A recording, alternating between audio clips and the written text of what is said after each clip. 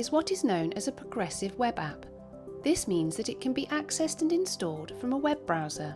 To install the FollowUp app, visit followup.atriumiot.com from the browser of a smartphone. If it is the first time that this page is being visited on the device, a pop-up or banner will appear at the bottom of the page. Tapping this will install the FollowUp app. If the installation pop-up does not appear, the app can be installed manually from the browser menu.